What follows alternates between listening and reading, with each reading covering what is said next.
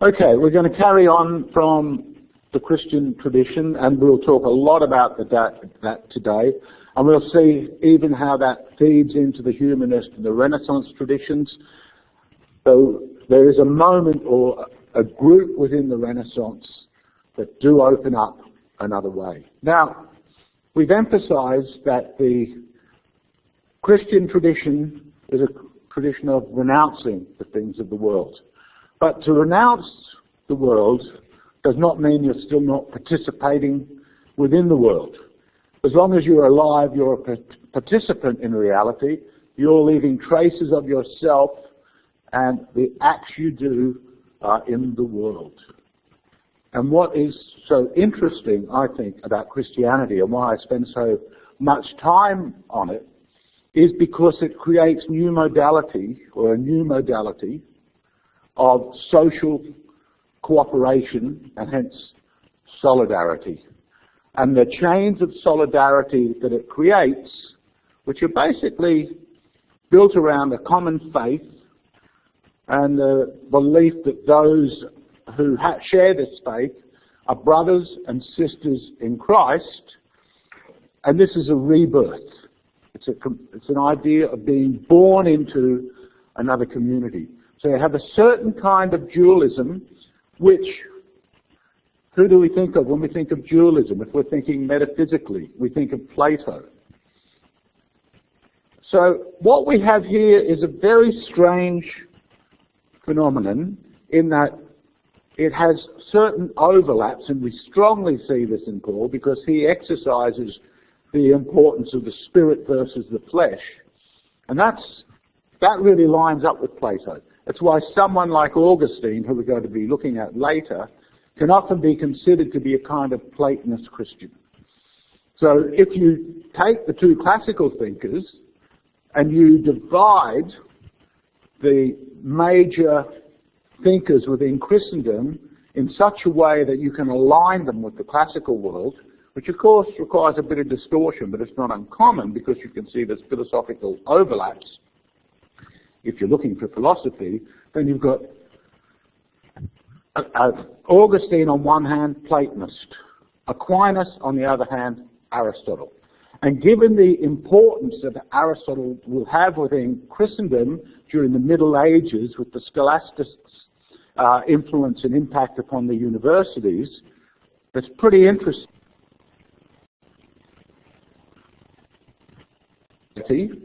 Based upon essential features and characteristics which have absolutely nothing to do with Plato or Aristotle. In fact,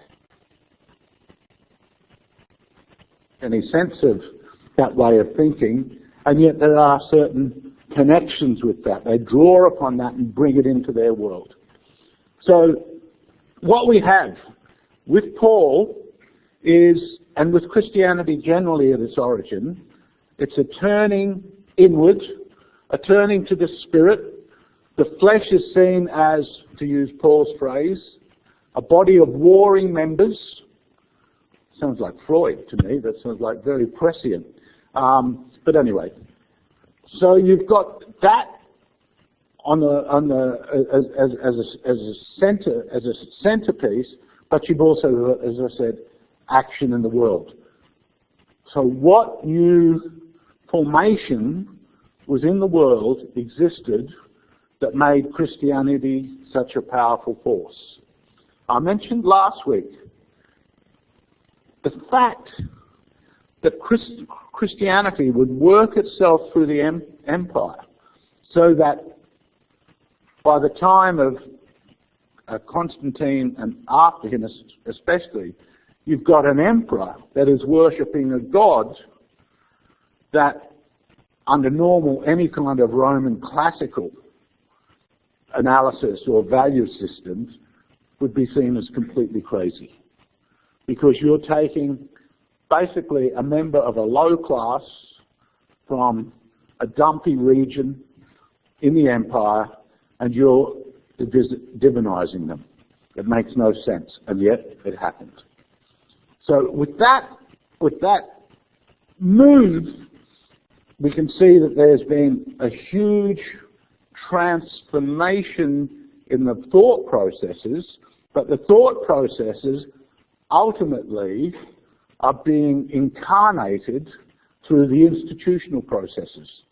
And in this sense, you could say the church creates a new institution in Western Europe. Now, you can find other cultures where you have temples, where you have a priest class, where you even have monks. That's true. That's absolutely true. And I think I mentioned too, there's something, I think, about Christianity which overlaps quite powerfully with Buddhism in terms of that renunciative dimension to it. Nevertheless, within Europe itself, the church is really something unique. It's a whole new way of doing solidarity. And what I think is really interesting in this is that you've got a revolution in terms of values. You've got a revolution in which basically all the authorities that have a worldly imprimatur are being renounced. At the same time, it is not an attempt, there's no desire to have a political revolution. Okay, you remember me saying the three towering P's of the Greek world: philosophy, or poetry, philosophy, politics. And this is apart from all that. So Paul actually preaches, submit to civil authorities. The problem was that as soon as the civil authorities wanted real demands of loyalty, and that's the whole point of having sacrifices to the gods, which have been part and parcel of the ancient world just generally, the Christians couldn't be trusted.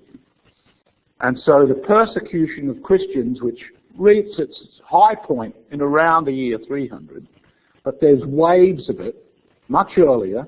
They're even going back as far as Nero, who blamed the Christians for the burning of Rome, which he is often accused of lighting the fire, but no one knows that for sure. It's all guesswork. But Paul, nevertheless, almost with a degree of prescience, and remember, he dies a martyr, as does Paul, as does Peter. So that's already started.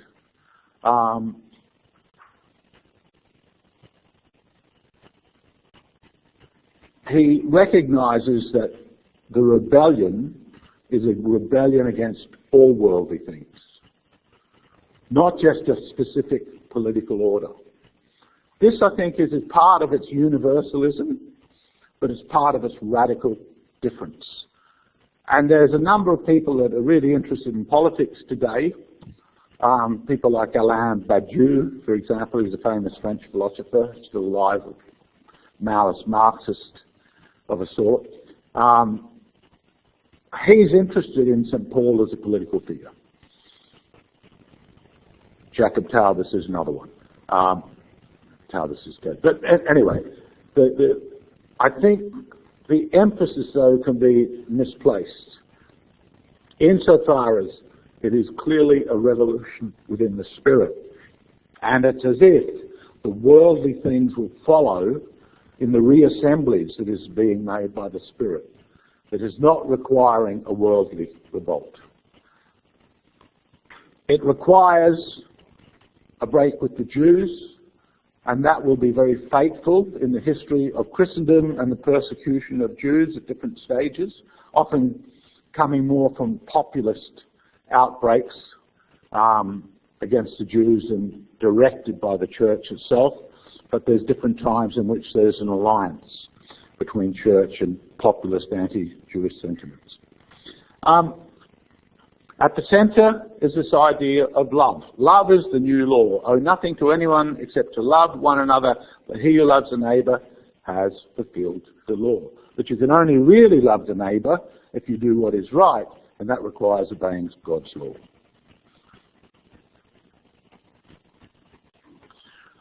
I think I mentioned some of this. The end of the world is seen as imminent. So this is not something far off. We have to do it now. We have to build these chains of solidarity now. Our salvation can come tomorrow. Christ can return tomorrow. And I'm sure I quoted this last week. that up to now the whole world has been in a kind of hell. Everything in the universe is groaning in pain, the whole of creation. That's such an interesting formulation of Paul. Love and suffering and faith in God's goodness all come together. The idea that suffering humanity would be redeemed or had any kind of involvement with the gods in the redemptive mission makes sense from the Jewish perspective. From a classical perspective, it's completely crazed. So, where do you get this from? Why would you possibly think that? Look at who you are. Look at what you are. You're just nothing. You're a bunch of nothings. But to my way of thinking, this is one of the most fateful ideas that has ever occurred. And I do not think, to put it absolutely bluntly, we would have the kind of faith structure in our secular world and our socio-political world that we have today if this idea had not incarnated itself through Christendom. That's how important it is. That's one reason why I teach this. Because, see, I think history is like a rope that just keeps growing, and it's like these strands. And you need, even though you're in a particular moment, you don't understand all the strands that got you there. And then I would like to mix up the metaphor a bit and say, it's like an electric current is running through this, and at times it seems that the strand is not live. And then for some reason, in the twist of the woof and warp of the rope, if you like, it seems to be alive. All of a sudden, something becomes active because of the particular connections at that moment in those strands of time. Now, Paul is, as I said, often credited with being really the founder of the church, even if Peter is the rock that Jesus said he would build upon his rock upon. I mentioned last week about Paul writing to the different communities.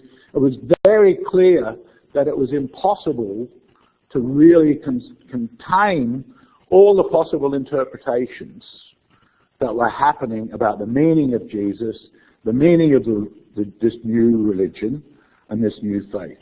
And Christendom, you could say all the way through until eventually you have the Reformation, but it is essentially a story of difference and the attempt to create unity. But the differences are often impossible to reconcile. And when we look at Augustine in a moment, we'll see that a big part of his importance is the way in which he is able to attack certain positions, which, in retrospect, it looks like, had they dominated, the church never would have become such a concentrated power as it became. And it's because the church becomes such a concentrated power, plus such an important geographical power in the spread of in Europe, that it is so faithful. So it is spreading. There's all these churches popping up, but you've got different teachings all popping up as well. It's not a political body. At this stage, there's no central system of coordination. So as the church develops, the idea is that it is the Pope in Rome that is the centerpiece. But this ebbs and flows, this idea, and you've already got other church centers in Syria, in Constantinople, that don't particularly privilege the Bishop of St. Peter. And it's very late, after hundreds of years, after many centuries, that this idea emerges that there is a document that is found that shows that Peter it's a forgery, that Peter had actually set up the church in Rome and passed on succession in Rome. And by the time of the 8th, 9th century, you've got such nefarious characters in Rome, and at that stage too, Rome is just it's a rump, really, that has very little geopolitical presence or significance or power. So you've got the bishops, so you've got communities, bishops, contesting narratives about the meaning of it, all sorts of contestations going on, and this is happening all within the Roman Empire. And the interesting thing is, if, which then becomes the case, you want to try and ensure that your state, its citizens, well, I'm using citizen very loosely here, but its people are all on the same page in terms of their duties and loyalties and oaths. If you want to ensure that, you want to find some kind of unity that is occurring. And I'll raise it again, because it's very important. There is a major split that is taking place within the 4th century, or the latter part of the 3rd century even, with the doctrine of a character called Arius. As I said, it is by no means the first.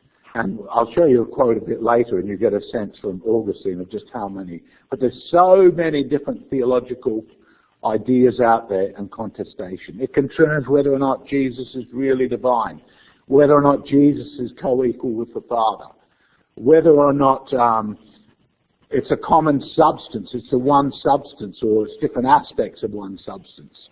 This gets really caught up in narrative monitoring and an attempt to find narrative uniformity. The Council of Nicaea, which is called for by Constantine himself, is an attempt to try and broker a deal. And it's there that we can see that in this instance the followers of Arius are pushed on the outer, but they will make a big comeback. And that's a long story that I've touched upon, but it's just too complicated. I want to move to Augustine, and then I'll move back a bit to other bits and pieces of the history. Augustine is one of the greatest minds that's ever lived. In my opinion, he's an extremely interesting fusion of three qualities. He is a great philosopher. If you just looked at the way he operates philosophically, albeit on the basis of faith, that is, on the basis of a prior existential commitment, and that existential commitment, you could say, he's a great religious figure. In some ways, he's up there with Paul, in some ways. But at this time, I think the church was deeply in danger of becoming so fractured that it would never have been the force that it would become, the social force that it became. And he is an extraordinarily gifted political tactician. In my mind, it's a bit like Lenin, Paul, and Plato all rolled into one at a particular time. He's African. He's born in Africa. He lives on the edge of the empire. He's observing it from afar.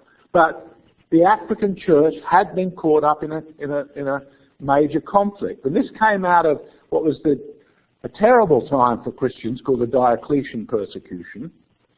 And basically, Diocletius demanded that Christians renounce their faith by handing over all the books.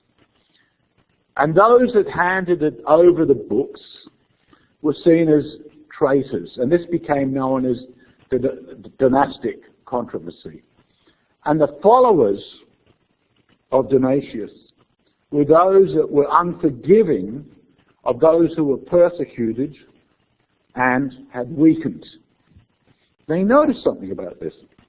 Remember me saying that the idea of the church, or the church, not the idea of it, the church itself is built on the backs of a murderer's accomplice, Paul, and the weakling liar, Peter. So it would be a funny thing if you couldn't forgive sins. In fact, it's the forgiveness of sins that becomes so intrinsic to this new modality of solidarity. It's so different from the philosophers. The philosophers expect virtue. Here you expect a mess up. Here you're dealing with human mess. You're building with the shit. That's literally what you're doing. You're trying to, it's a kind of alchemy. You're trying to turn the human shit into gold. Because that's what you are in this vision. I'm being somewhat extreme in the formulation of it. I think that's the essential insight. And this is also why we find the doctrine of original sin comes out of Christendom and is explicitly formulated by St. Augustine. So, original sins means from the moment of our birth, we're destined to mess up. You see, I actually think this is really wise. You know why? I think this is really, I believe in original sin. Because I've never met a person who hasn't messed up.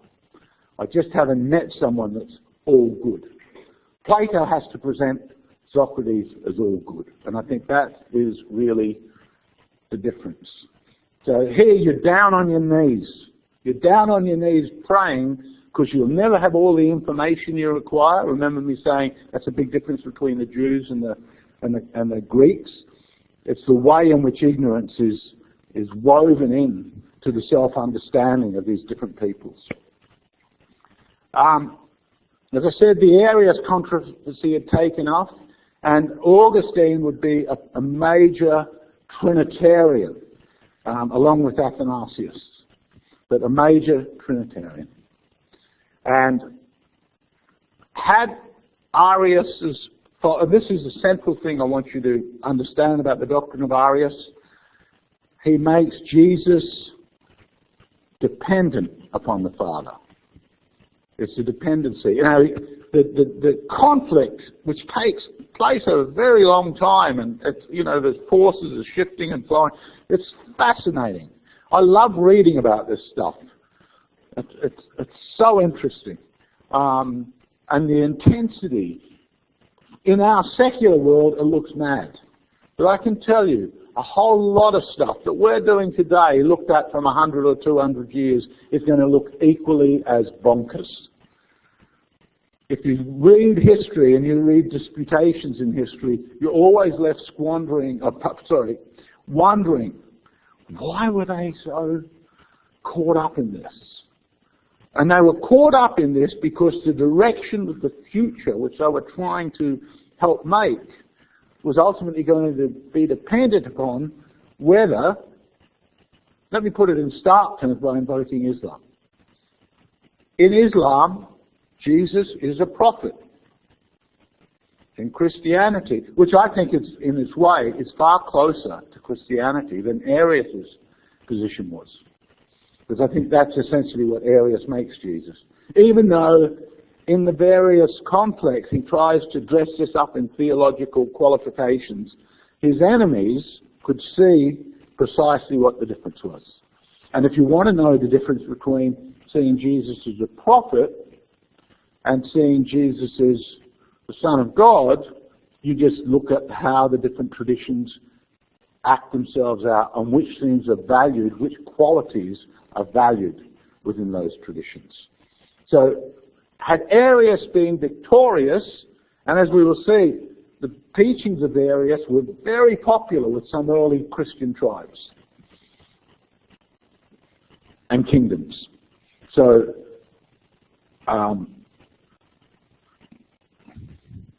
I think it has a lot to do with the way power, because it was primarily the powerful that supported Arius. That is another thing.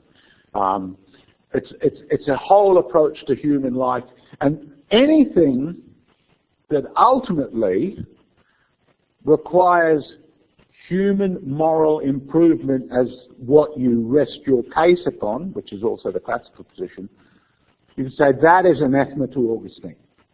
He just doesn't see human beings that way. He sees us as weak and incapable. It's also worth mentioning that the monastic communities had been set up by Pachomius, and already you had people fleeing into the desert before Augustine. Again, Athanasius had been taught by a follower of St. Anthony of the Desert. And so these are a whole group of people that basically took renunciation so significantly that they wanted to lead the most austere, ascetic lives. Somewhat like you see still in India today when you see yogic figures disappearing into caves. Similar kind of experience. I mentioned the Council of Nicaea. The barbarian invasions of Rome had begun. I've given a date there, but that's really bullshit, really, sorry. But it's been the way the tribes move into the emperor and how their presence within the empire through waves of migration ultimately erode the previous bonds, which are also being eroded from within by the spread of Christendom. So the whole Roman mindset, it's being attacked at two levels. The great Enlightenment historian Edward Gibbon, on the decline and fall of the Roman Empire, he really blames Christianity for the destruction of the empire. I don't think it's completely right, and Gibbon's a great man and a great writer and a great scholar. Let me not give the impression I'm trying to put myself above him, but that thesis has been looked at every which way. And I would just say that what is also occurring by these migratory waves is also bringing in a whole set of appeals, allegiances, ways of valuing things, ways of weighing things up. Now, Augustine, his mother was a Christian, but he himself had been a follower of a guy called Mani. Mani was a very interesting guy. You might have heard the term Manichaean. You will hear it if you haven't heard it. It's a kind of word it's a word that has a certain popular currency. Anyone know what it means when you talk about Manichaean? It's basically, you see the world as basically a contestation of the evil demonic force and God. Only the difference is that for the Manichaeans, the demonic force had triumphed, and the job of the Manichaeans, it was a very ascetic set, so they were to refrain from having children. They were trying to find ways to enter into a body of light which would get them beyond this dark, almost but not quite, omnipotent being that was a diabolical being overseeing the earth. That might sound like, there's a lot in Christianity you might think, well, is it that different? But the answer is yes.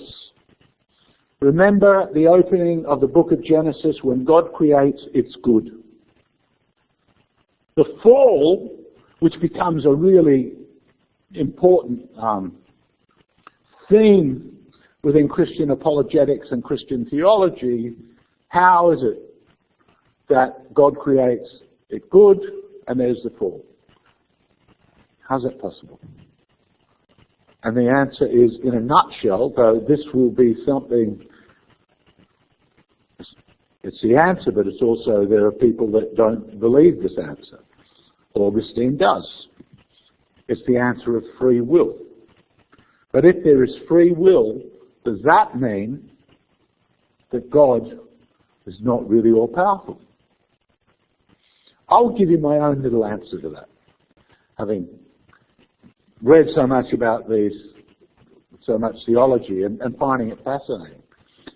I think that what is being taught within this tradition, and what the idea of free will as it is here, it comes down to this. There is one thing that God cannot do, and it's by the nature, his nature, and the nature of what it is that makes love. God is loving, and being a loving God, which doesn't mean he doesn't get angry and wrathful, etc., punishing. When Dante writes the Divine Comedy, he has above the doors of hell, this is written in 1322, above the doors of hell, I too was created by God's love and justice. So there's a whole theology around that. But the simple thing is that God cannot compel you to love him, because were that the case, that would not be love. It's the nature of love itself that rules that out. And I think that is intrinsically related to the idea of free will. That really is what free will is. And I'll put it another way. In this tradition, and this is even like Luther, who we'll look at a bit later in the semester, he doesn't believe in free will, and he's got very good arguments for it. So I think one of the problems when you enter into these debates is if you just take the terms themselves as contraries and don't follow the arguments, you're going to get mixed up, because there are very powerful arguments on both sides. So maybe in part it's a problem of how things are set up for the discussion. But what I'm going to say now is exactly how Luther sees life, and it's exactly how Augustine sees life. And it's this. We are creatures who, because of our limits, because of our weakness, our frailty, our sin, blah, blah, blah, we are not omnipotent. We're not all-powerful. We're dependent.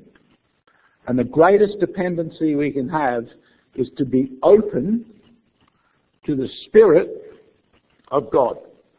So in a sense, if we don't open ourselves, we enclose ourselves, we cut ourselves off from life and from salvation. If we do open ourselves, we become transported. It's a very common theme in Augustine. There's various synonyms for it, but he talks about love being the gravity that takes us to where we are, or it's the weight.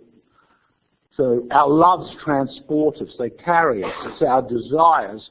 If we surrender our desires to the source of desire, God, then we become something very different than if we close ourselves off from what God is doing, from God's love.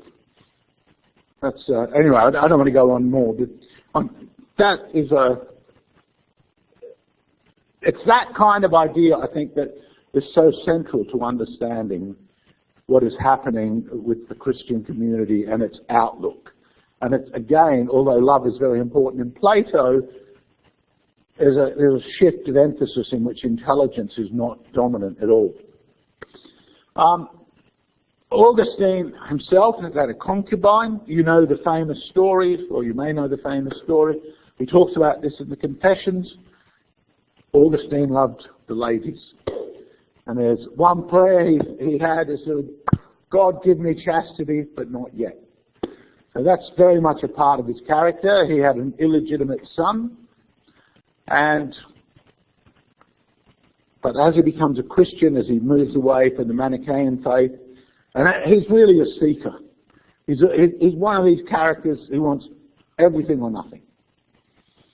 And when he devotes himself to the church as a bishop, the energy which he brings into it, the number of sermons, the number of books, you could be sitting here for 10 years and probably not get through everything that Augustine had written.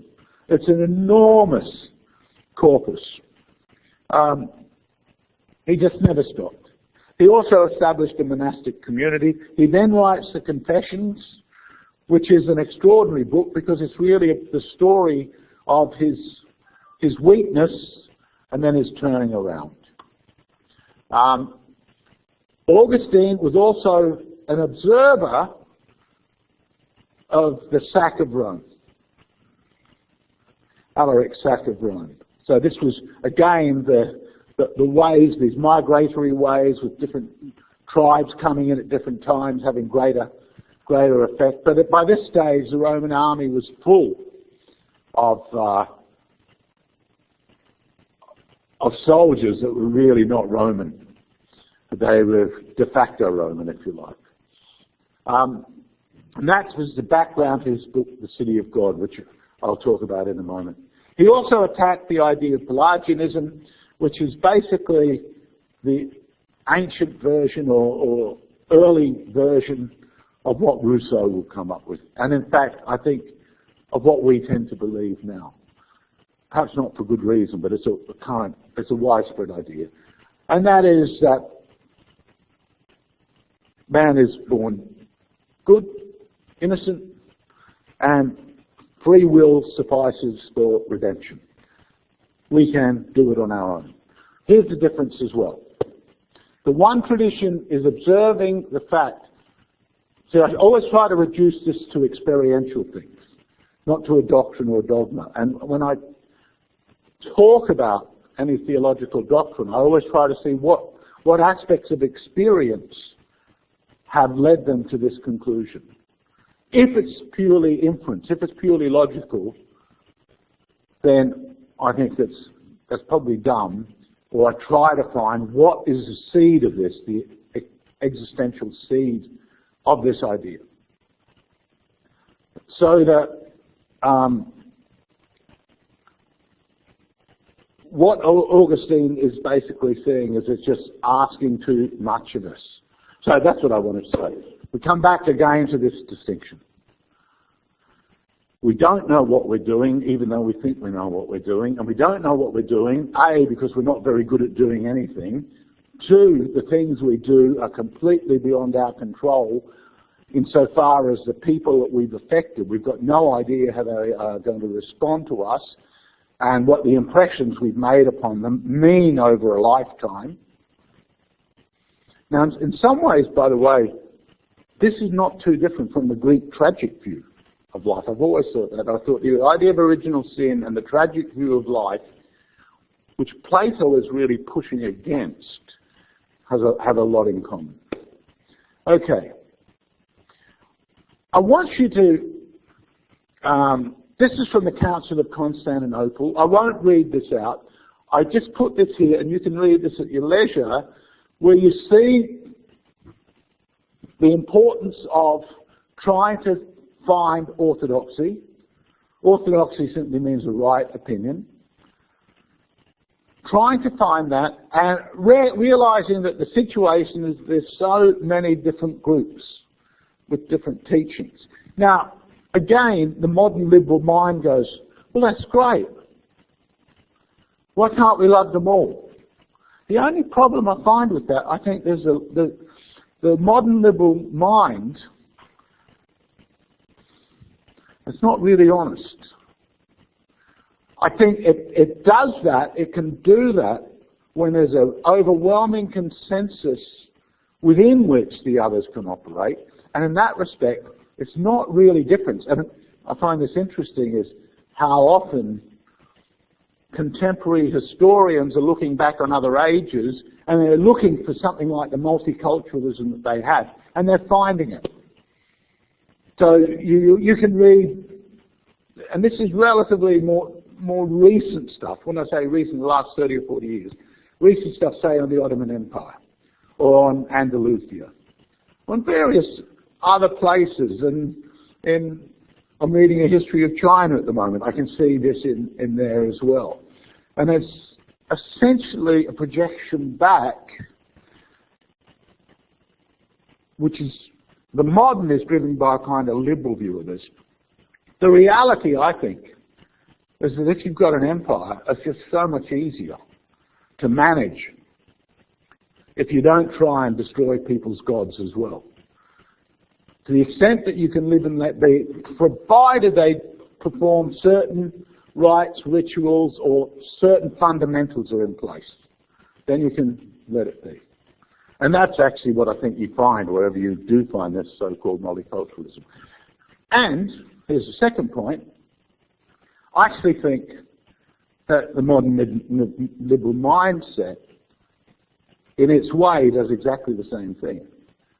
And that is, it allows for the difference, provided the acceptance of respect to difference is accepted, and the respect to difference can only be demonstrated as observable if your narrative is crafted a certain way, the selection of words you use, the things you say, etc., conform to. So in this sense, I don't think the modern liberal mind is any more virtuous than the Christians were, who demanded a kind of conformity of narrative. I think it's a similar kind of thing.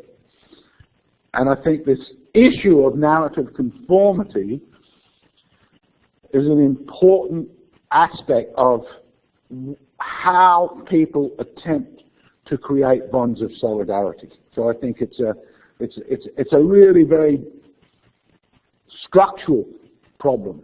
I may have mentioned this before, the difference between structure and culture.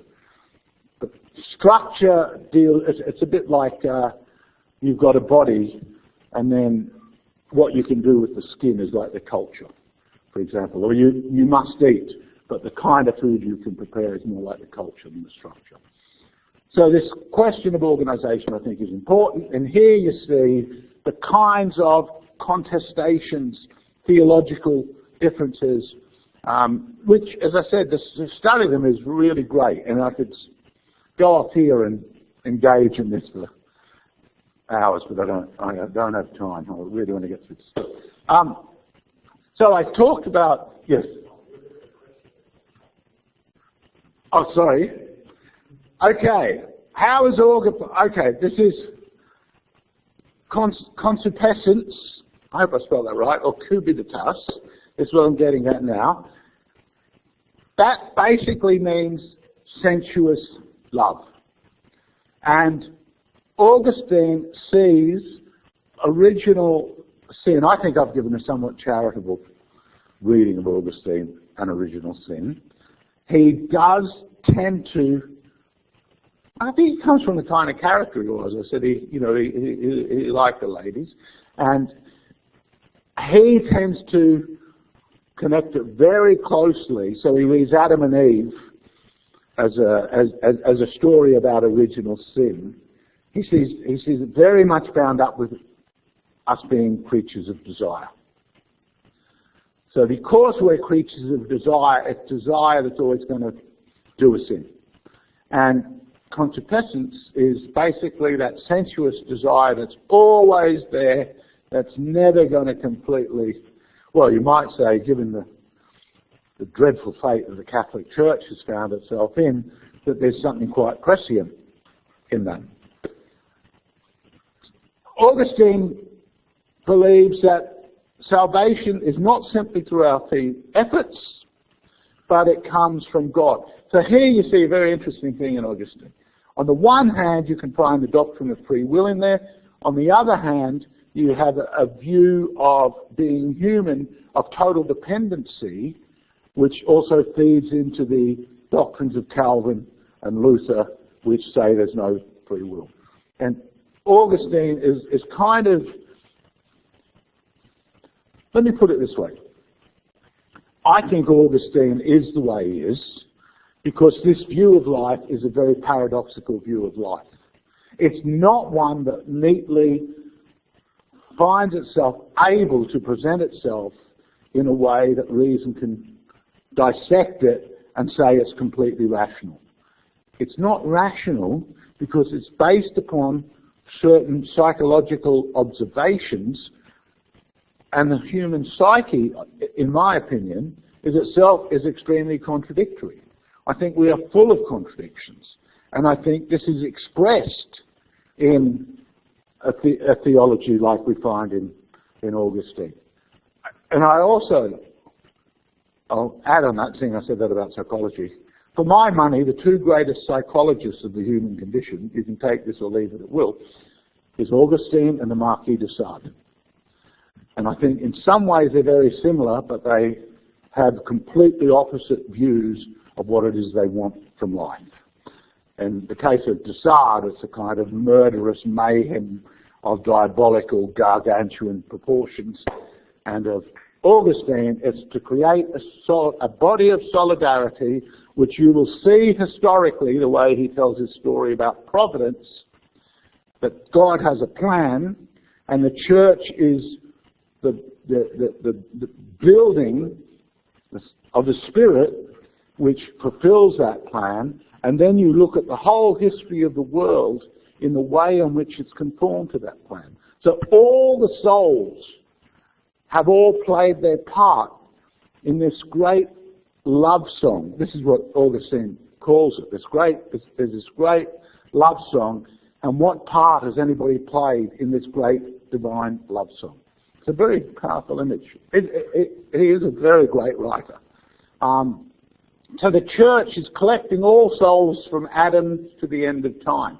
So even if you knew nothing about Christianity, from Augustine's point of view, and in this he had been actually preceded by some other church fathers who were thinking about the issue of, Heraclitus was one of them, for example, the great Greek thinker. Some of the things he said are so like what we Christians believe. And of course, we're all looking at life and looking at the world and trying to make sense of it in whichever way we do. Again, cultures may get caught up in mad, pathological, suicidal ideas. That's true. That's true. And every culture, here I'm being very Aristotelian the way I put this, every culture, every human body has its own pathologies. But, and now I'm going to swing to Augustine, but if it is to survive, which is also Aristotle, if it is to survive, there must be some good keeping it going. So how can we find what is good in it? And I think this is exactly what Augustine is saying. Even those that are outside the realm of Christendom, in some way, they have contributed to this. You can see it is universalistic. It's not multicultural in our liberal sense, but as I said, I actually think our modern liberal way of doing this is a kind of surrogate kind of means of doing conversion. So it's in some ways I think it's very post-Christian, and it retains what is also trying to destroy. But that's another issue. For Augustine, love is at the centre of everything. In fact, the other thing at the centre of everything, remember me saying about desire, when we talk about Nietzsche a bit later, we'll talk about the will to power, life is will to power. In Augustine, there's a section in Augustine which is extraordinary, which is he sees life as so vital and potentially destructive through these forces at work and desiring forces. So he sees a very, as I said, a very vitalistic picture of life. But at the same time, he sees that where things have order, where they're working well, it's because of this idea of surrendering to love. Dante, at the end of the Divine Comedy, in a work which I think owes a lot to Aristotle, a lot to Aquinas, a lot to other figures, but I think its centerpiece is very Augustine. And the end of the Divine Comedy talks of the love that moves the sun and other stars. It's the love, it's the divine love at the center of everything. So for Augustine, there are four primary loves. If we follow it rightly, salvation. If we invert it, damnation. That which is above us, ourselves, that which is on a level with us, that which is beneath us. He says no precepts need be given about the second and fourth of these, ourselves. Augustine actually says there's no way you can't love yourself. So you think, what about the person who hates themselves and commits suicide? He says, that's because they really love themselves more than the world of which they're a part. They can't bear that world, that place in the world. They have to escape from it. I'm not saying he's right, that's just pointing that out. So love of God is love of the source of goodness and source of creation. Creation is fundamentally good. This is a very important... Evil for Augustine is always a privative. Having written a book called Power, Love and Evil, which is very inspired in some ways by Augustine, I think, allow me for a moment to say why I think that's absolutely right. So when he's saying it's a privative and it's nothing, what he's really saying, because I think he also knows that love is very tangible, but it's tangible precisely because it is predicated upon something existing before it. The thief requires the property to exist so that can be taken. The rapist requires the victim. Someone who steals your innocence requires that innocence. So in that sense, it's always predicated upon something good that it then is negating. So in this sense, evil is a negating negative force.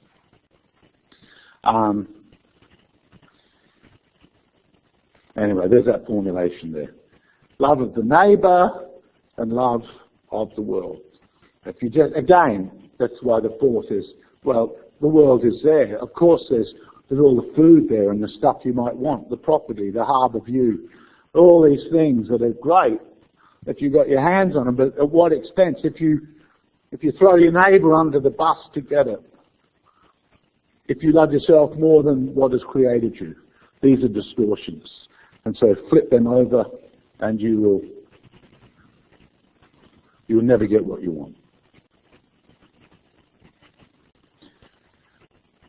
I talked about the heavenly city. Augustine writes this very long and very interesting book, but I'll just cut to the essence of it because it is very faithful in the history of Christian theology and Christian thought, and hence in this institutional understanding. There are two cities. There's the city of God and the earthly city. The city of God is governed by love of God. The outcome is love of the neighbour and the custodian relation of the world. Is it the actual church? Not quite. It's the church in an idealised representation of itself. It's, in a sense, what the church should be and is in those bits where this love is operative. So, again, if Augustine came and saw all the scandals of the contemporary church, he would go, too much earthly city. And the church has found itself commonly in crisis. Whether it will get out of this one, I mean, it's quite a loss. You'd think of Ireland, how Catholic it was, and now how opposed so many Irish people are to the church in any which way. I mean, electing an openly gay prime minister is a pretty, if you knew what Ireland was like 20 years ago, you'd say, wow, that's a great gestalt switch that has taken place in the consciousness there. So it's not the actual church, it's supranational, the heavenly city. He's not necessarily pushing for a supranational earthly city. In fact, he doesn't really trust the earthly city. You've got to do the best you can with it. And if you can have a Christian emperor, that's as good as you're going to get.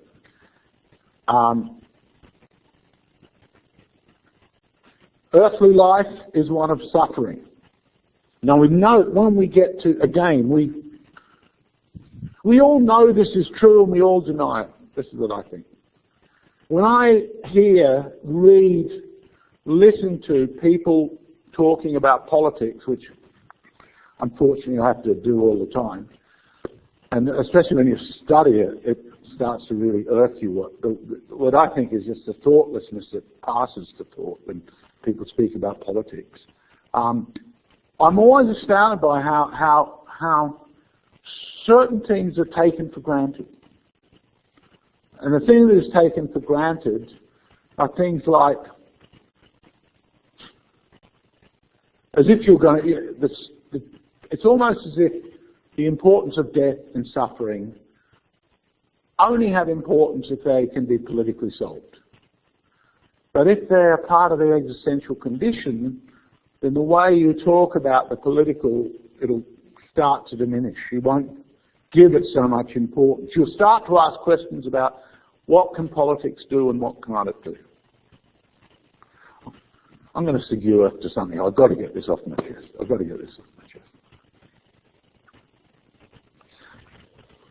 So, I frequently hear in our time the talk about the importance of leadership. Importance of leadership. And so when the budget was being discussed the other day, this came out. Now, I don't care whether you like the budget, hated the budget, like ScoMo, hate ScoMo. That is completely unimportant to me. But this worries me, because that is suggesting a view of human life in which we are in need of earthly leaders. I don't like that. That is a very different way of understanding politics, as we want to have laws which facilitate the choices we make, not which are dependent upon the all-knowing wisdom of the leader, so that we must be part of the let, or else we're not in the program.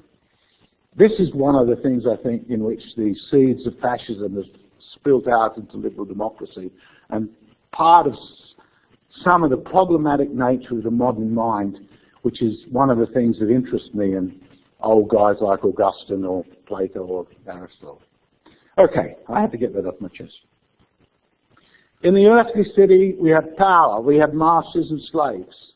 It's formed by love of self. It's a city of conflict. The city is founded by a fratricidal murderer, Cain. That's biblically true. And indeed, it's very interesting.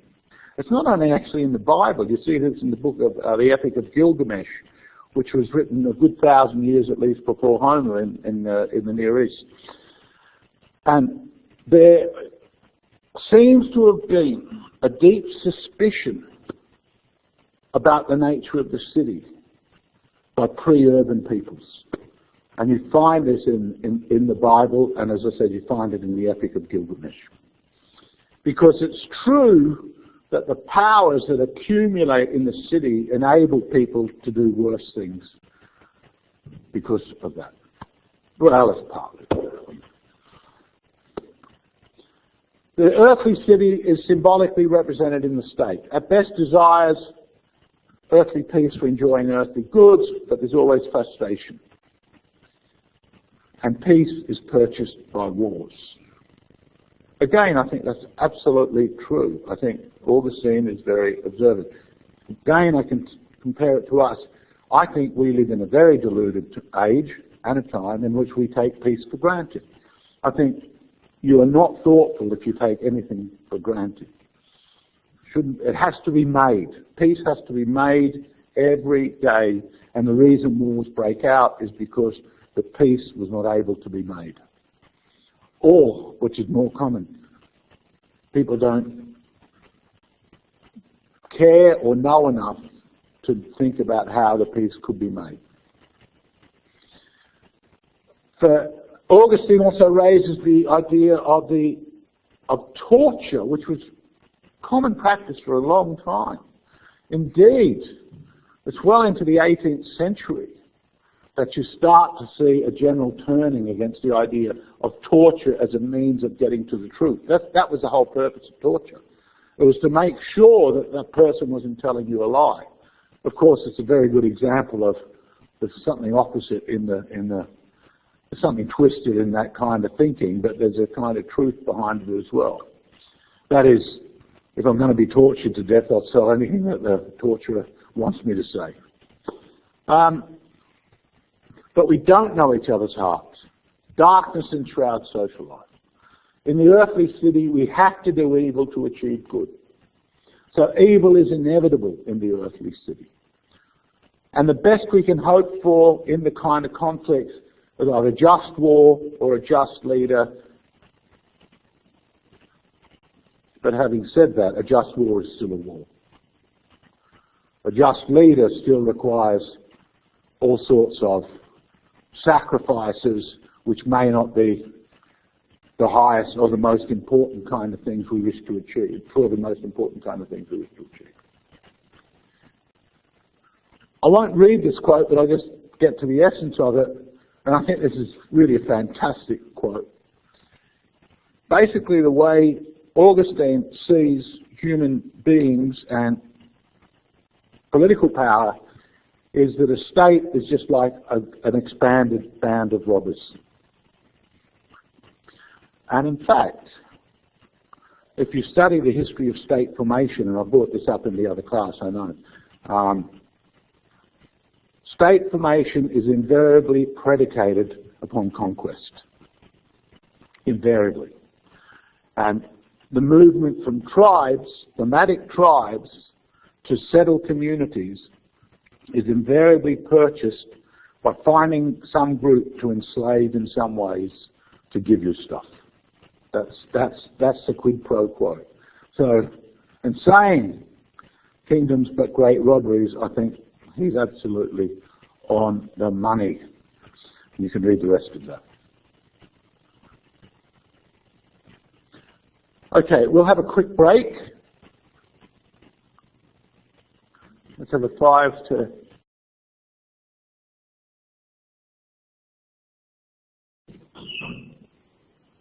I won't read the whole of this, but again, I'll just pick out the essence. If they're happy if they rule justly, if they are not lifted by the talk of those who accord them sublime honours or pray their respects with an excessive humility, but remember that they are only men. So they fear, they love, they worship God. They love that kingdom which they are not afraid to share with others more than their own. Oh, I will read it, okay. But they're slow to punish and swift to pardon if they resort to punishment only when it is necessary to the government and defence of the Commonwealth, and never to gratify their own enmity. If they grant pardon, not so that unjust men may enjoy impunity, but in the hope of bringing about their correction.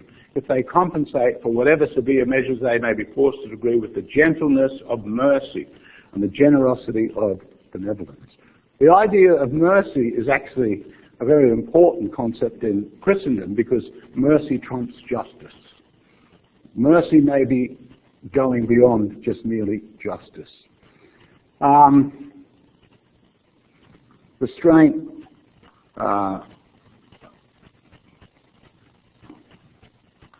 if they prefer to govern wicked desire, so the quality of the person, that's again very Plato. They do all these things not out of craving for empty glory, but from love of eternal felicity. And if for their sins they do not neglect to offer to their true God the sacrifices of humility and contrition and prayer, we say that for the time being such Christian emperors are happy in hope, and that in time to come, when that to which we now look forward has arrived, they will be so in possession. Now, I think this is an excellent formulation of what within Christendom for the next 1,000 years would be the ideal of what a Christian ruler should be. And this would have really serious implications for when, and this happens much later in the Middle Ages, and the term Middle Ages is a very sloppy term, but a commonly used term, and we usually talk of that period around the time beginning with Augustine to the time of the Renaissance.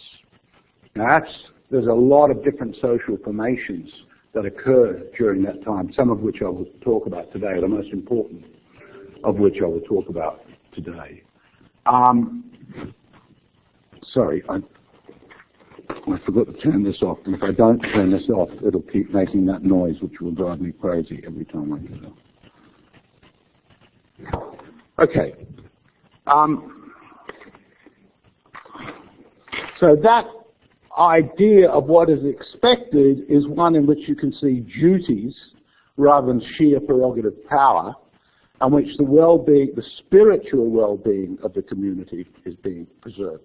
So from its inception, as we saw in Paul, and as it develops, we will see that there's a kind of dualism happening within the Christian mindset. It's not always kept.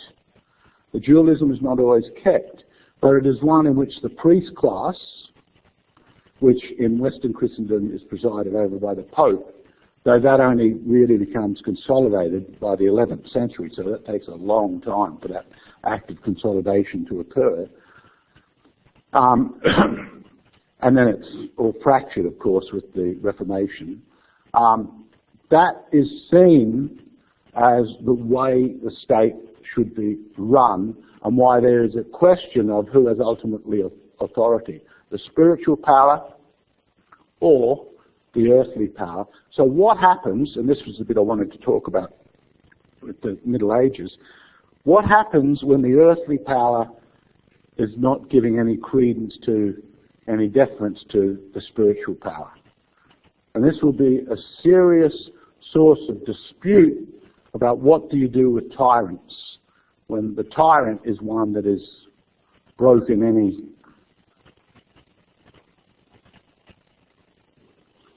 and is tyrannicide then allowed or is it not? This becomes a really important issue in the Middle Ages. And it's very interesting to see that someone like John of Salisbury, for example, argues that there can be tyrannicide, and to some extent I think Aquinas ties himself in knots around this question. He doesn't really want it to occur, but he can understand it when there's such a breach. Because ultimately the way now leadership is being understood is that leadership requires, and I'm using that term deliberately, political authority is required is that you are there to assist salvation, not in order to lay down the rules of salvation, because that's what the church does, but you're there to be a part and parcel of an entire community and not just there for your own good or glory or material possessions. Which of course doesn't mean that kingly authority or imperial authority would always play by these rules, not at all. Christendom, though, was still very divided, so it's not like it was continuous. I've just given you this map, so when I talk about the Chalcedonian kingdoms, or the kingdoms of Chalcedonia, that Chalcedonia again was another church council, and it was a council which affirmed the Trinity, and it affirmed it in relationship to, or in opposition to, Arius. And you can see that the Arian kingdoms were significant within Europe. Eventually they would be defeated, but it would be untrue to say that what was happening between these kingdoms was primarily religious wars. There were wars happening in which the religion did play a component. It's how God was being... They were still Christian, but it was a divided Christendom. And eventually the Arians would be defeated. And I think it's that defeat. But that defeat, as you can see by the time span here, is occurring at a time also when deurbanization is already on the way, and then with certain events later, which I'll talk to in a moment, take that even further. So remember, the Roman Empire, although of course it has an agricultural base, but it was full with a lot of big urban centres. And Western Europe had far more urban centres prior to the 8th, 9th and 10th century, and they would only really come back into being in the 11th and 12th centuries. Or in the 12th century is really when it really starts to take off again. So it's a very violent world afterwards. There are a number of different forces at work for that violence. The Roman Empire had moved to Byzantium. So it had moved eastward. And there you had much more of a coordinated, unified, and even partially theocratic kind of view of life that was part of the Eastern world. But it's because the innovations that took place, which played such a major role in transforming the world, occurred in the West, that we tend to always, unless you're a scholar of Byzantine history, which is fascinating stuff, by the way, but we tend to focus upon what is happening in the Western Church.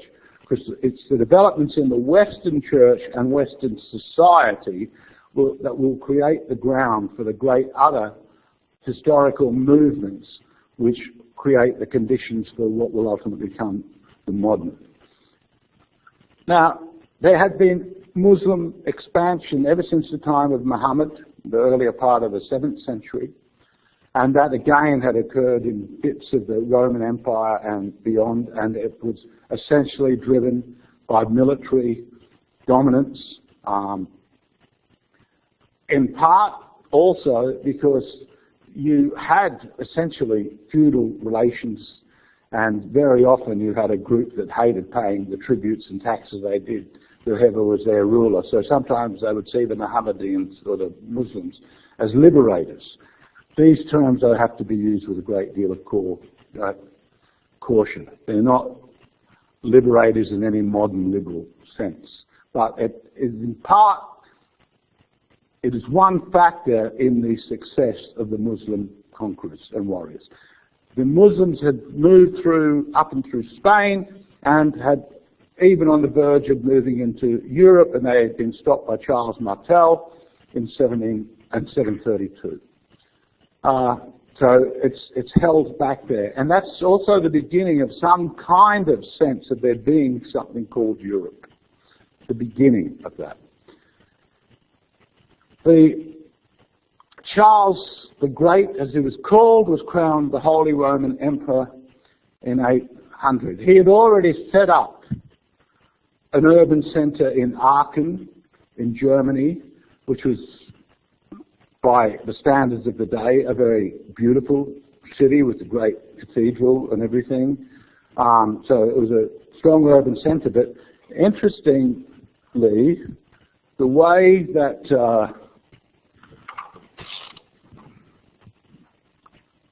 the Holy Roman Emperor, Charles had been basically called for by the king, the Pope at the time, and he'd been in a surprise ambush of being crowned the Holy Roman Emperor. It was a way in which the Church of Rome, the Bishop of Rome, was able to illustrate its power by symbolically making this person essentially a spiritual vassal. And a lot of Charles's soldiers didn't like it, and it even appears the case that Charles himself didn't like it.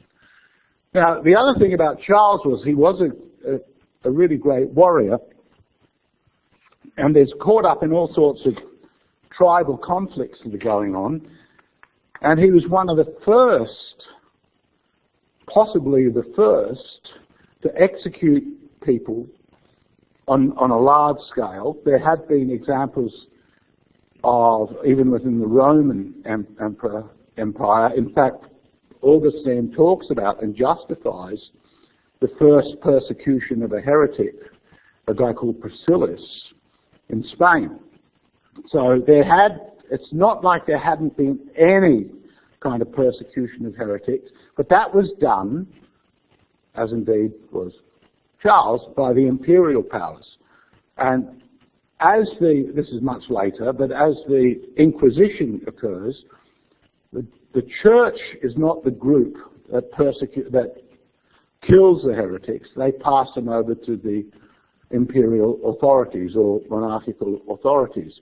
But those authorities, you see, why are they doing this? Why are they so insistent? And it comes back to, it was a society woven together by oaths and oath-making. So if you can't trust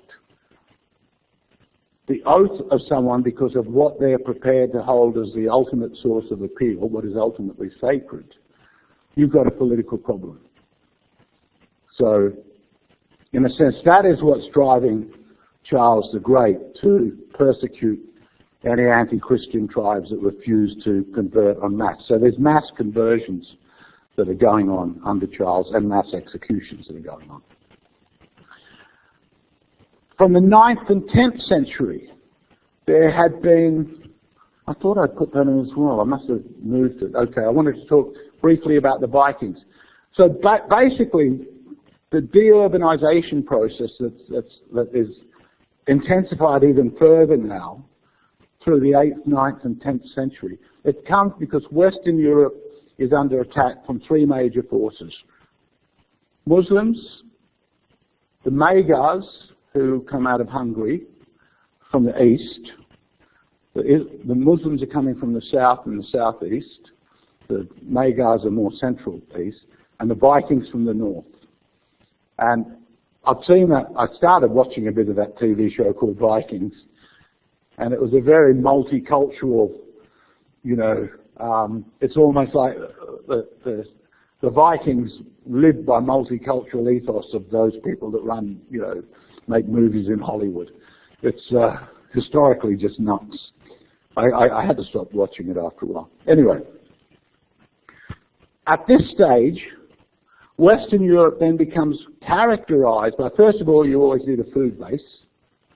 Then you need a protection base to protect the growers of food.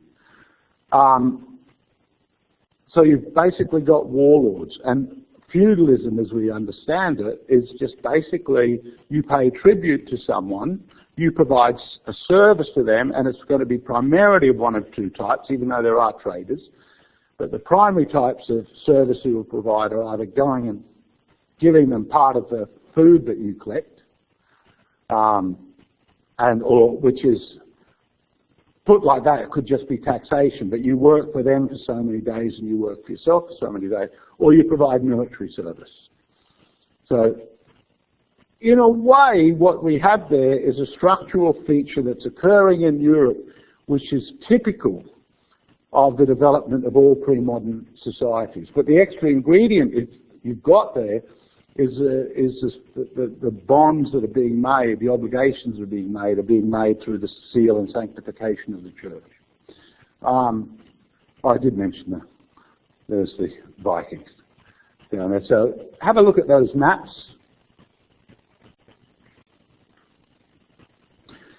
Now, if you look closely at this map, you'll get a sense of where there's church centres. And it takes a very long time to Christianize the entirety of Europe. It's not until well into the 11th and 12th century that it gets right up into Scandinavia, even as the 9th. It's over hundreds of years. And the monasteries are seen as relative pools of peace. And the monasteries would actually, and monastic labour, would play a big part in the cultivation of land in such a way that you didn't have complete anarchy and complete chaos there. This is, in fact, they became the centres of production, and it was the monks that were copying out stuff from the books and keeping any treasures from the ancient world that were there. The monasteries also opened up, because of the scale of them, they opened up an important source of economic agency. And that is, you could either be, the primary, you could either be a peasant, or you could be a warrior, or you could be a member of the priest class. And that include women, of course, as nuns. So these were communities that were able to be outside of the sins of the world. And one of the things that occurs in this time is there's a lot of lords giving land to the monasteries or the clergy in some way as a means of recompense for the sins that, in a sense, their very position means they're going to have to sin. They're going to be caught up in killing. That it is a very violent world for a few hundred years. And then what happens is, very briefly but quickly, what happens is the way all cities are developed is when there's sufficient peace, farmers are able to take their produce into the market. And we see this, you still have markets in places like Darwin, and it's the same thing, except that when you're looking at that, when you go to the market and you look at that, you think that is a living continuation of this very ancient structural feature, which is cities first require a place, a centre, where goods that are a surplus can now be exchanged. And that encourages then people to make things in order to exchange for the food produce and the clothes, etc., that are being made out of the agrarian economies.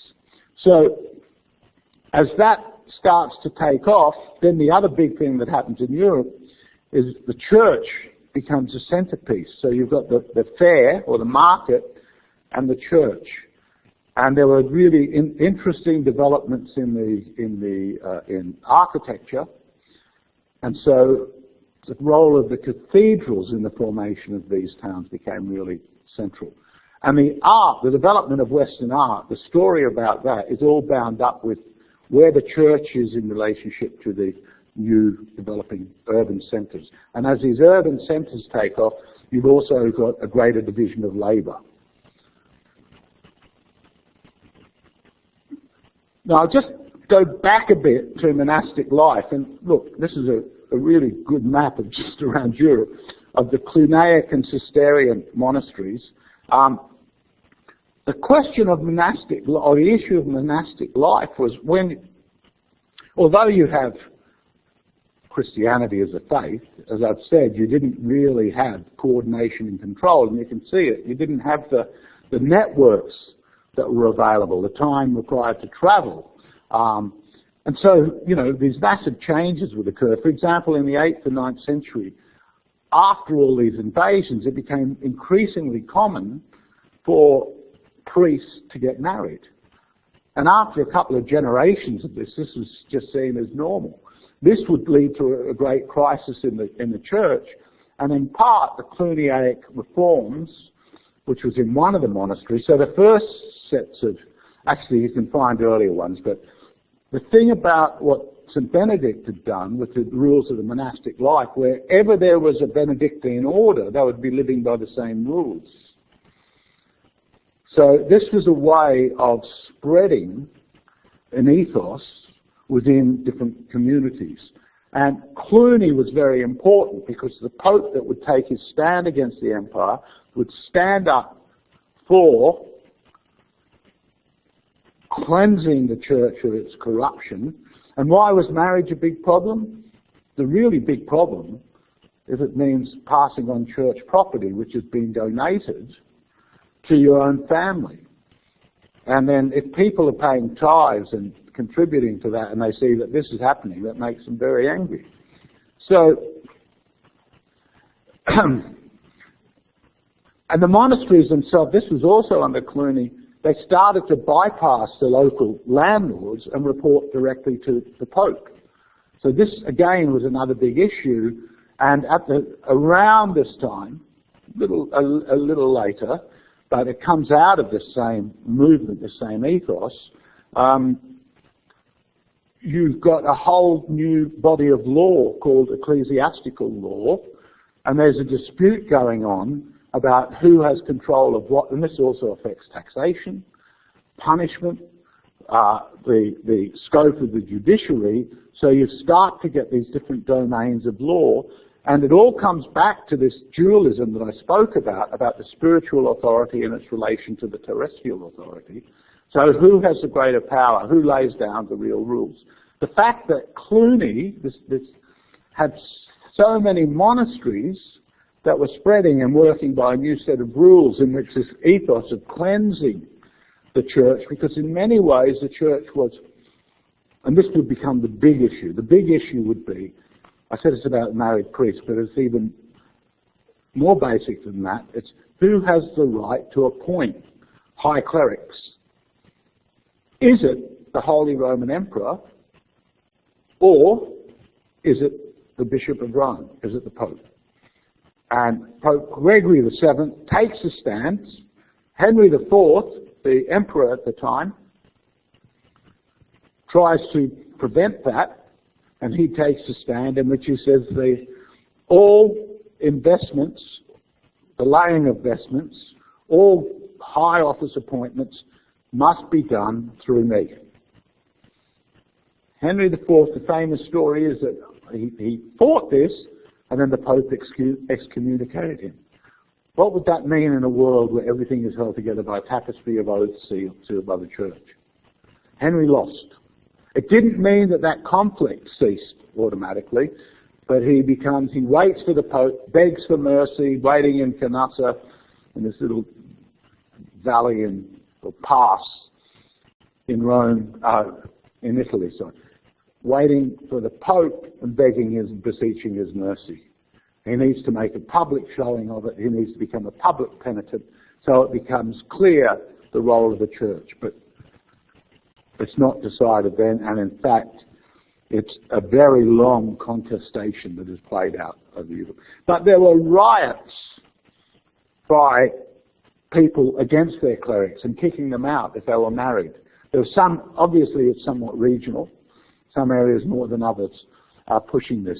But that is very interesting because when we look at the Reformation, one of the arguments that Luther will bring up, and in fact the Eastern Church, one of the reasons the Eastern Church was against the Roman Church in the 11th century, so this is even a bit earlier, this is some 25, 26 years, a generation or so, before Gregory VII does this, is in the Eastern Church it was commonplace for priests to marry.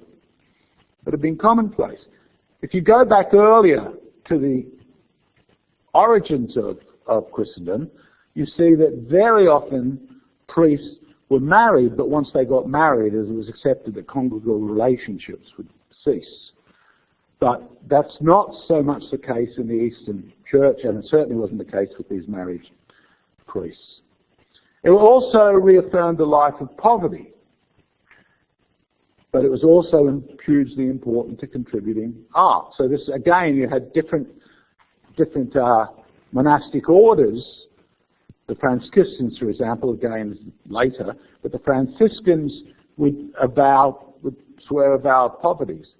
Others, though, were caught up in the art and the splendour for the glory of God, not simply to gain wealth, but of course, when you've got the wealth, then you've got in a position to take advantage of that for the glory of God. Some would go much more in that direction.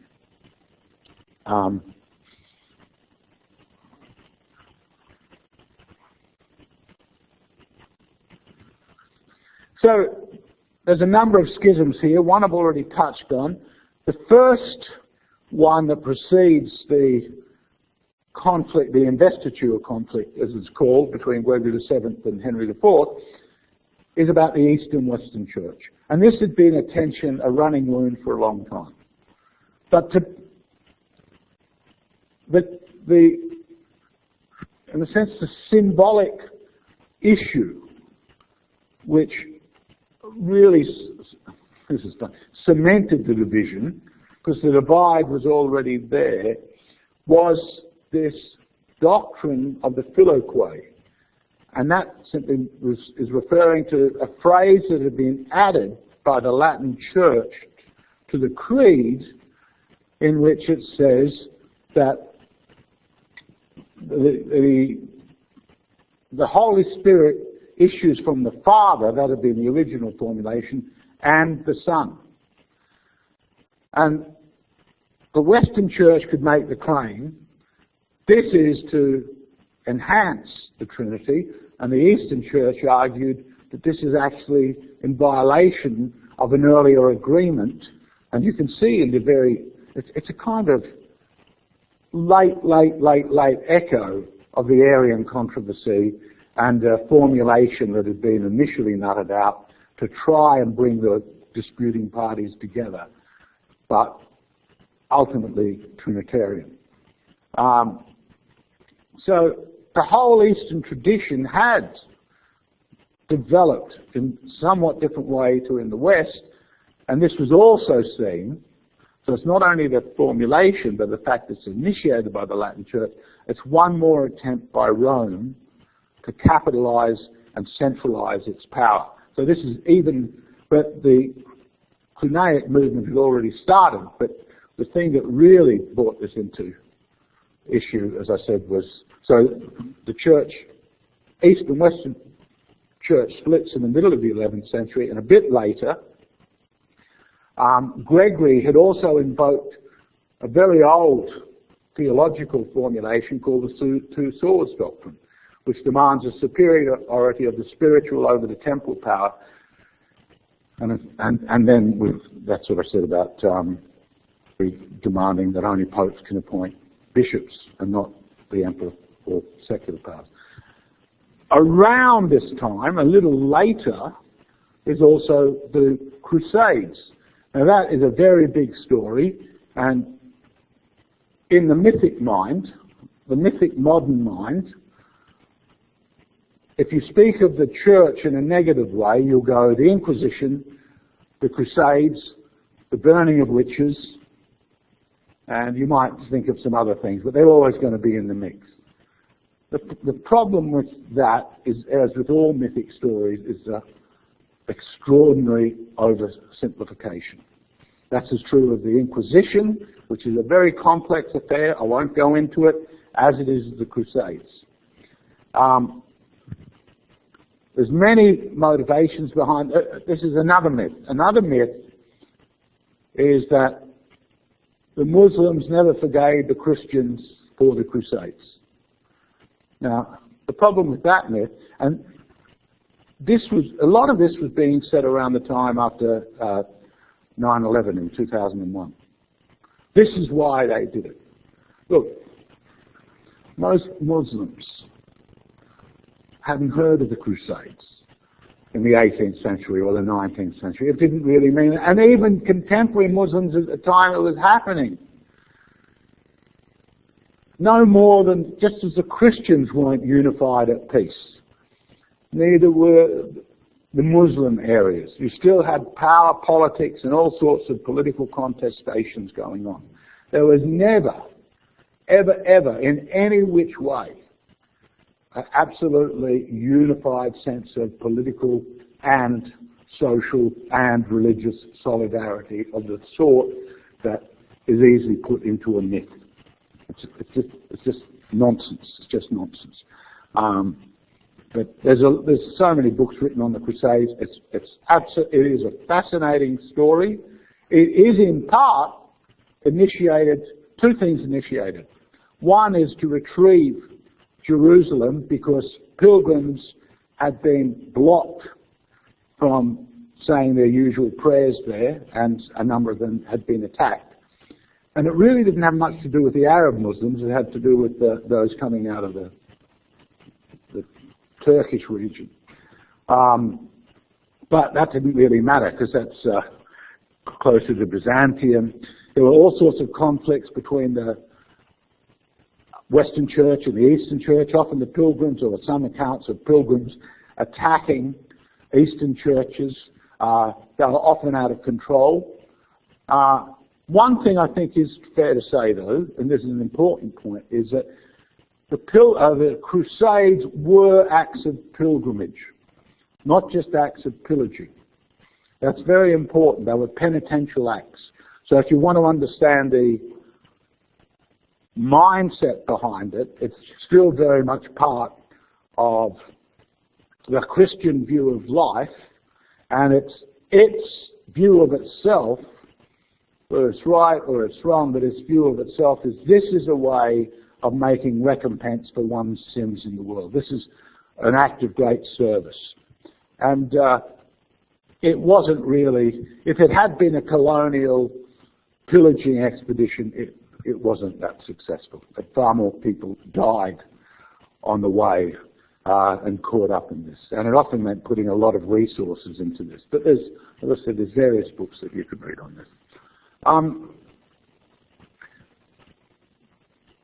But this was part of the papal power's attempt to consolidate itself and position itself with far greater authority.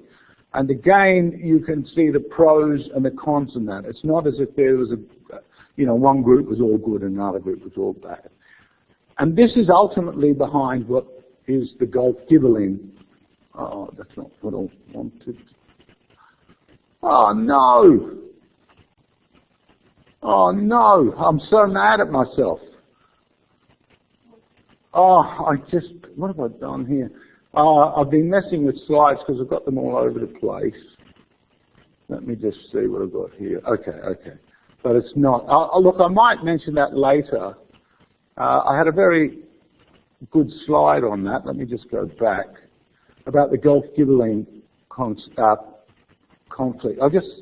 It was the Gulfic powers and the Ghibelline powers refer to a split within the Holy Roman Empire. And the House of Gulf, or the Wolf, that it was called, sided with the Pope. And the papacy now is in an interesting position of having two kind of roles. On the one hand, it was the spiritual power, and on the other hand, it also had its own lands, its own possessions. So the Gulf Ghibelline conflict, which even within that, so for example, in 1300, when Dante writes the comedy, he lives in Florence. He's expelled from Florence, the important urban centre at this time in Italy. You had those that were part of the papal party on the bigger stage. At the same time, within that, they were more imperial, pro-imperial than pro-papal. So you had all sorts of which-way alliances. I actually will. I think that's important. I'm going to come back and give that slide next week because I'm really mad with myself about that. One of the things that came out of the Crusades was the idea that there should be a crusade for the hearts and minds of the faithful. So that was an internal crusade, and that was behind the idea of what would be called scholasticism. And basically, it was an attempt to place the mind in service to the faith. And the placing of the mind in service to the faith also led to the bringing in, the reawakening of the importance of Aristotle. Remember, this is so now we're talking in the mid-13th century. Aristotle dies, 300 something BC. There have been works of his laying around the place, some of them in libraries in Baghdad. And something like the branch of Islam called Sufism, I think, owes a lot to Aristotle's thought. So I'll go back a bit. I'll just go back a bit before Thomas Aquinas, a character called Pierre Abelard. So the books of Aristotle have been found. The first university in Europe is in Bologna, and the universities are starting to spread because they're teaching lawyers, because you've got all these new branches of law, including, just beginning to take off around this time, is ecclesiastical law. So what is the advantage of Aristotle for lawyers? And the simple answer is logic. He enables you, if you've got a whole different set of codes of law, and you've got all these different areas of a political authority because of the feudal system, it's kind of regional, but it is also bound up with the activity. It's also bound up then, once you've got ecclesiastical law, to who are you beholden to, who's the most important source of law. So you've got a proliferation of legal domains, different laws. You want to be able to argue cases in which there's some kind of symmetry. Aristotle's importance for that is central. Moreover, now this brings me back, I said I wanted to go back to, I believe it's 1100, I hope I'm not 100 years out, but I believe, you can check that, Pierre Abelard writes a little book called Yes and No. And in that book, he has a whole set on one side of the page and then on the other side of the page of contradictions within the spiritual precepts that have been laid out by the Church Fathers. So what you're showing is that theology is in need of some crafting in order to bring together the very kind of unity you're trying to create. If what you've got is a tradition which is fundamentally disunified, in the core, around the core ideas about the nature of divinity and how we should act, etc., you've got a serious problem. Abelard is a very interesting character. He was a great orator. He was something of a rock star, and you may have heard of the love story between him and Eloise. He was the tutor of this lovely young woman. He became her lover, and I think it was the uncle and his mates castrated him for doing that because they had had a secret marriage, and they then lived their life as celibates, and Eloise writes these glorious letters to him, and they're called the letters of Abelard and Eloise, or the letters from Eloise to Abelard. Okay, so it's also, as So you've got the universities, you've got the recognition that philosophy is needed, not only for law now, but to try and clear up these theological disputes. And the great work of St. Thomas Aquinas is called the Summa Theologica, which is a kind of summation of all these issues and works. And, you know, it gets down to little things like, will there be hair and nails? Will they grow in the afterlife? At which age will the body, the spiritual body, because it's a resurrection of the body as well, at which age will it be? And Aristotle always gives the other side, and then he gives the two sides, and then he comes up. He tries to always find some core around which they can agree, and so in order to reconcile it. It's kind of masterly logical work, and you could see why he loves Aristotle, because he's really logic picking, working his way through this dispute, and he writes this great big fat tome. He was also a very fat man, so maybe that's why I wrote a big fat book. Around the same time, and we can see this in Dante's Divine Comedy, there is an appreciation of works that are coming out of, that preceded Aristotle and Plato. There's an appreciation of Greek myth. Where does this fit in the scheme of things? And it's not like there's many books out there. But, for example, Dante mentions Homer in the Divine Comedy, but we know that he never read Homer. There was no text available. None of Homer's texts were available to him. So some characters, including Petrarch, I think I've put in the next slide, start rummaging around the various monasteries where they can find libraries and discovering these books and trying to draw their attention to the public and bring them out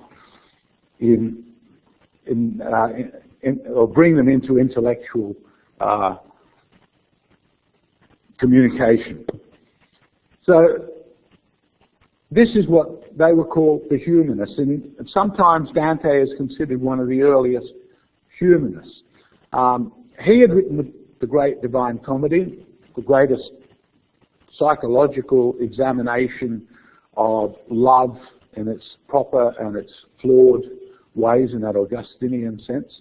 It's a book in which it also asserts the divine importance of the feminine. Now, as he's doing this, there's also, has come out of courtly life, so you've got the urban centres, but you've also got these courts. And one of the things that's happened is the idea of love as a feminine ideal is beginning to take hold of Europe. So you've got these troubadours going around, singing these great love songs, but the love is meant to be pure.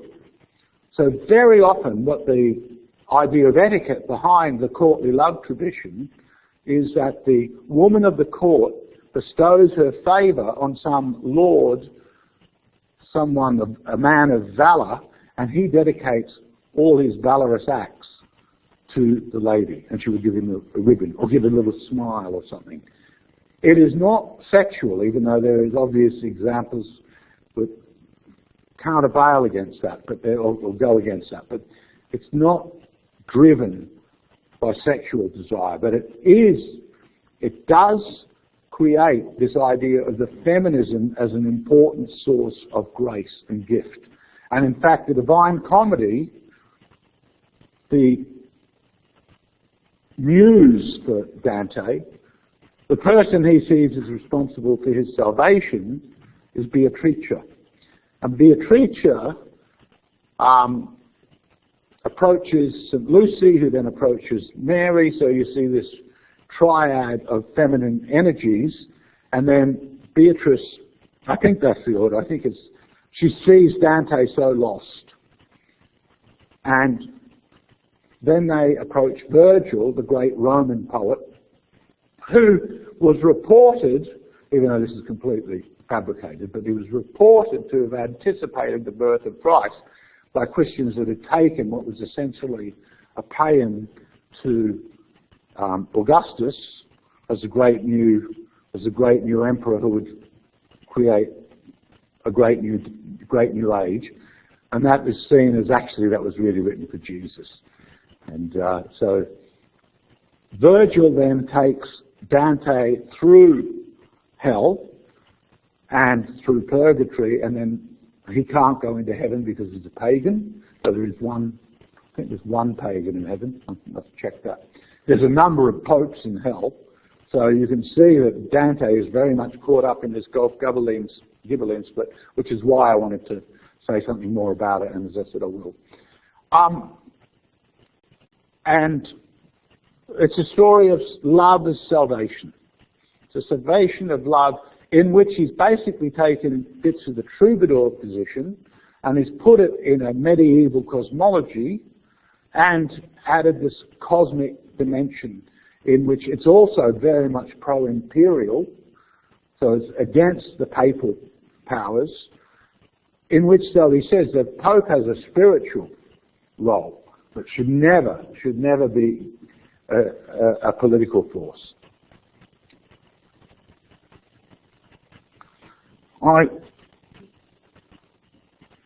I've got 4 minutes, so I will make a start on this. The idea of the Renaissance, it's interesting because it's like all these terms. I believe it's Luther that coins the term the Middle Ages. No one living in what we call the Middle Ages thought of themselves as living in the Middle Ages. And the Renaissance was a term first used by an artist and critic, Giorgio Vasari, in his Lives of the Artist, to distinguish a break with Gothic art. So it was all around art in the first instance. It certainly became popularized in the mid-19th century with Jules Michelet, the historian, and Jacob Burckhardt, who's got a very famous book on the Renaissance. Look, they're great, Burckhardt especially, but I think it does develop a myth, another myth, that the Renaissance was primarily a secular event. Now, when we look at Machiavelli and some other features of it, we can see why they say that. But this is very one-sided, because if any one of you has ever been to a European art gallery, which I'm sure you have, you'll notice that when you're looking at Renaissance paintings, most of them are religious paintings. They're not secular at all, for most of them.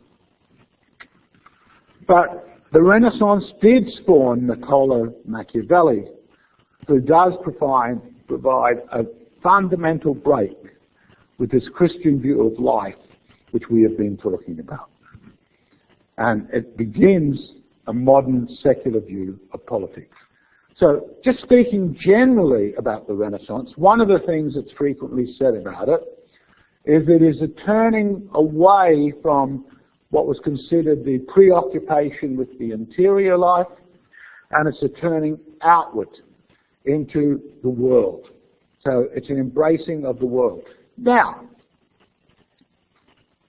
as in all myths, there's a seed of truth in that, but there's also, we must remember that already with the Gothic churches, there's beginning to be ways in which, and then as more and more painters, and originally the church, the building of the cathedrals is a very communal event, but then some really fantastic artists stamp their personality upon that.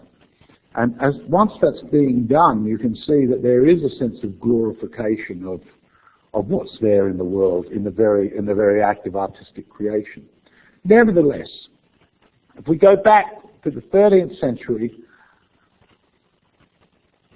St. Francis's Canticle of the Sun, which is here, which you can read at your leisure, St. Francis, of course, had embraced that life of poverty. By the way, the Franciscan order was very quickly caught up in all sorts of scandals and seen as not really living by the vow of poverty that its founder had taken. But nevertheless, in St. Francis himself, the whole idea was to continue in that act of purification triggered by Gregory VII, but also to appreciate the beauty of the earth, the glory of creation. Brother sun, sister moon. It's all there. We live in a beautiful world. So this is a turning out. Look at that. I mean, that's a great painting that says it all, I think, you know.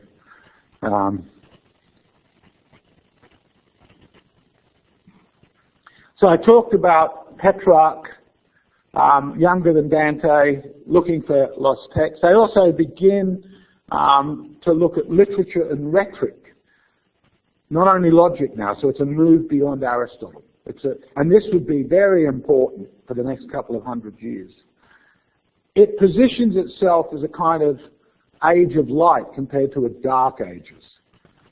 There's a sense of the idea of progress comes in here. Again, if you think of what Europe had been through in that 1,000 years from the birth of Christ to the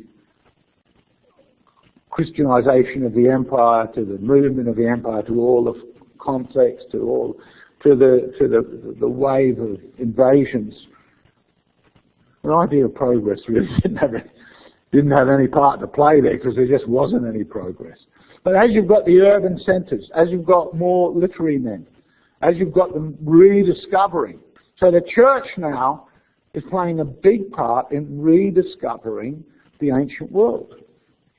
And what it does then, it sees the ancient world as having all this stuff that is venerable and which is important and which an educated mind can learn from. And this is already beginning to challenge what is seen as the dry logic. Okay, next one will be the last one. The dry logic of this. This is a quote from one of my favourite thinkers and my teacher, Rosenstock-Huessy. He says, what distinguishes painting after 1300 from all previous art? And he says, perspective. What distinguishes Occidental art from Chinese, to which it owes perhaps a knowledge of landscape painting? Perspective. The gilded background of Byzantine art is exchanged in Italy for a new perspective. The Madonna, the fixed visual centre of the divine service in the church, is framed by the political vision of the new city-state. That's really important, that there's a political, when you're looking at these Renaissance paintings, you're seeing something of political importance. You're basically seeing that it's not because a whole new way of doing politics has emerged in the city. Because the countryside had been vassal, allegiance, feudal.